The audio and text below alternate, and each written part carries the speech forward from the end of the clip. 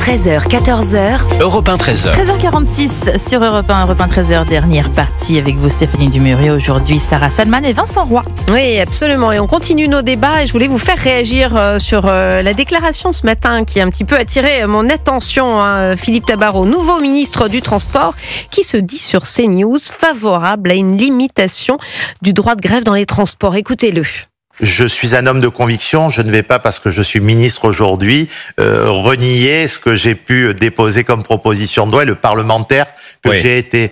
Oui, je suis pour certaines périodes dans l'année à une limitation du droit de grève, parce que je pense qu'il a été dévoyé, détourné ces dernières années.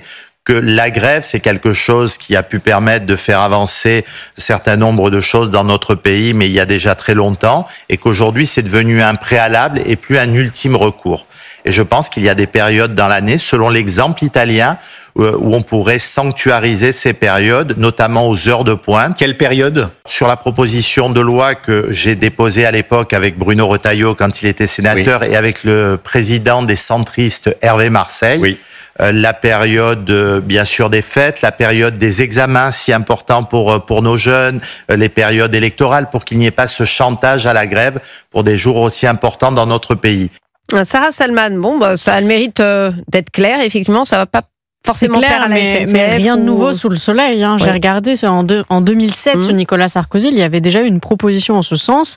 Ça avait provoqué un véritable tollé. Les syndicats avaient bien sûr protesté. Pareil en 2019. Minimum, effectivement. Oui, pareil en 2019, Édouard Philippe avait remis le sujet sur la table et pareil, ça avait fait un tollé. Donc ça part d'une bonne intention, mais étant précisé que le droit de grève a valeur constitutionnelle, c'est déjà prévu dans le préambule de 46 repris par la Constitution de 58.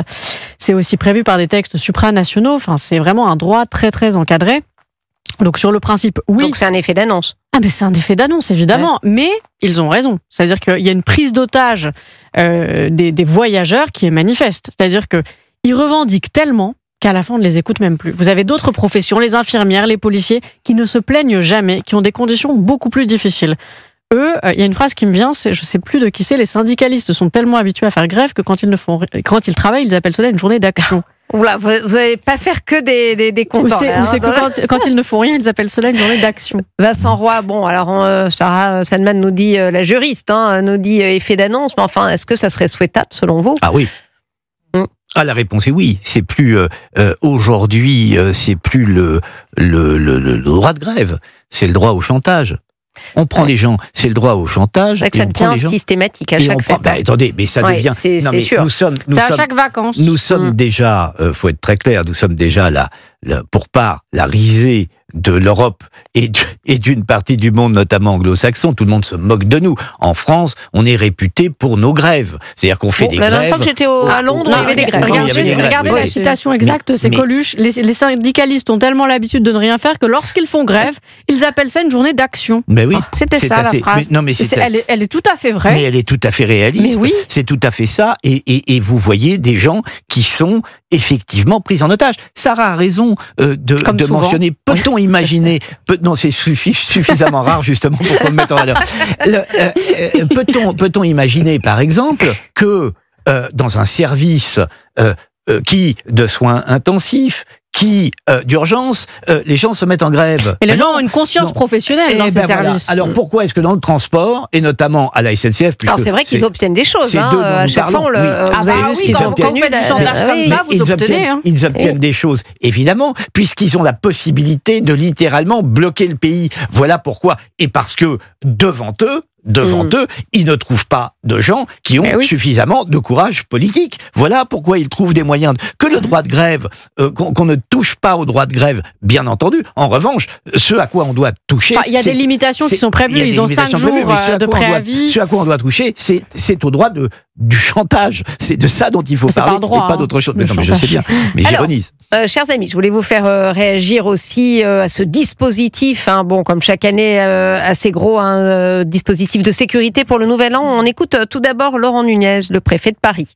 Traditionnellement, donc dans la nuit du 31 décembre au 1er janvier, on peut avoir des violences urbaines, on a un gros dispositif de sécurisation à remonter, et puis on aura des festivités importantes dans Paris, sur les Champs-Élysées. On s'attend à 1,5 million de personnes sur l'espace public, donc c'est une foule foule assez immense et donc on a évidemment un gros dispositif de sécurisation adapté à cette fréquentation pour sécuriser l'ensemble de ces personnes sur toute l'agglomération parisienne. On a 10 000 membres des forces de sécurité qui sont mobilisés entre les policiers, les gendarmes, les sapeurs-pompiers, les militaires du dispositif Sentinelle et puis aussi les policiers municipaux, notamment à Paris, qui seront engagés sur la sécurisation du dispositif des festivités de ce soir.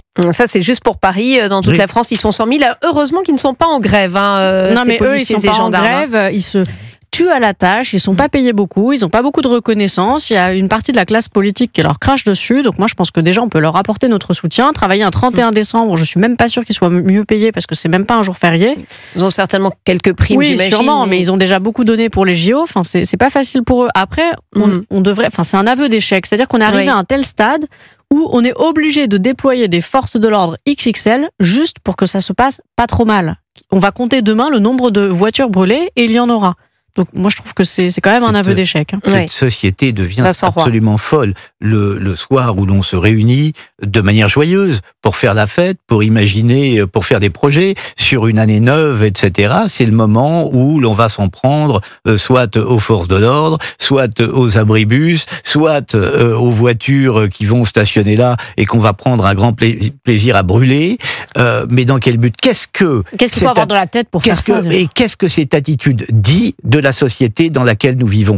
J'insiste sur le fait qu'il s'agit là de la société française, car vous n'avez pas ces exactions en Espagne, vous n'avez pas ces exactions en Italie. Donc, qu'est-ce que ça dit de spécifique à la fois sur le moment que nous vivons et sur la société dans laquelle nous vivons? Je crois que il y a matière là à véritablement s'interroger. Fait-on, et là on peut se poser des grandes questions génériques, fait-on encore nation? Est-ce que ça n'est pas ne vivons-nous pas sous la dictature de minorités, etc., etc., etc. On peut se poser beaucoup de questions parce que c'est un comportement, faut-il le dire, c'est un comportement anormal. Alors, on n'a pas brûlé des voitures illégales. Il y a des politiques de sécurité de plus en plus. Il y a un couvre-feu aussi. Oui, j'allais y venir, ma chère Sarah. Couvre-feu. Beaucoup de communes le prennent, ce couvre-feu, notamment en Gironde. Les moins de 18 ans devront être accompagnés. C'est une bonne chose pour vous? Ouais, ça sert à rien. En général, quand les enfants ont, je sais pas, 14-15 ans, c'est que les parents sont complètement démissionnaires. Qui font des guet-apens aux policiers. Oui, mais concrètement, ça veut dire que vous allez infliger une amende qui ne sera probablement pas payée. Est-ce qu'une amende, ça va les dissuader? Non, absolument pas. C'est-à-dire, quand vous êtes au stade où vous agressez des policiers ou vous brûlez des voitures, vous n'avez pas peur d'une amende. De toute façon, vous dites, je ne la paierai pas. Les parents sont peut-être pas informés. Ceux qui vont respecter le couvre-feu, c'est des gens comme vous et moi. Voilà, en réalité, c'est ça. Ben oui. Ceux qui évitent... On n'a pas dit moins de 18 ans, malheureusement. Oui, non, mais vous avez compris. Oui. Et ceux qui évitent de sortir parce qu'ils ont peur de ce qu'ils peuvent trouver dans la rue, alors même qu'il est tard... C'est encore vous et moi. C'est encore vous et moi. Donc, ça n'est pas sans poser problème. Aujourd'hui, on vit dans une sorte d'état durant ces nuits-là, une sorte d'état de terreur où on dit oh là là, on va pas. Beaucoup de gens.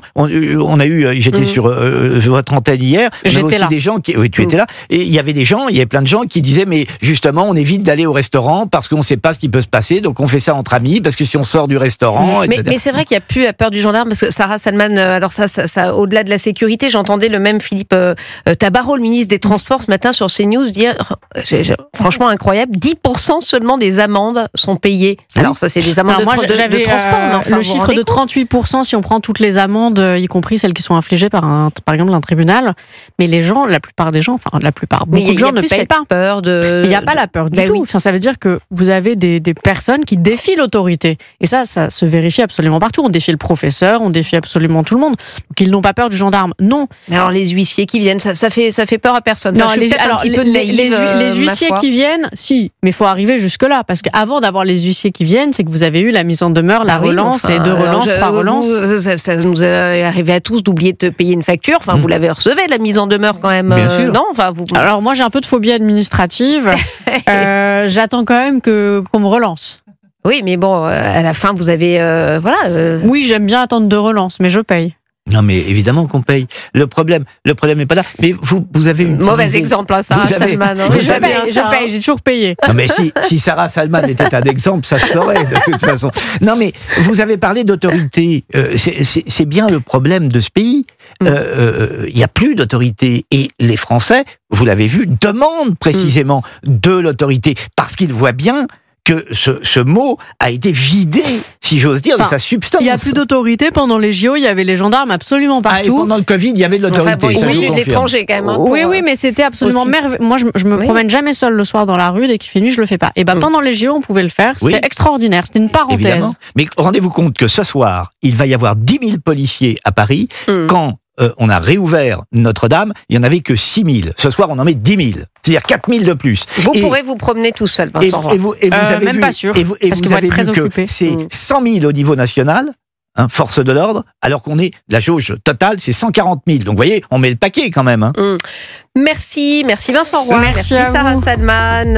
Et puis on se retrouve peut-être plus tard, Vincent Roy, non? Oui, ce soir. Voilà, 19h, ce soir aussi. 19h. Non, moi je serai là de 16h à 18h avec Vincent Roy également. Pas avec moi, mais vous serez là. Ça sera bon soir. Merci à vous deux.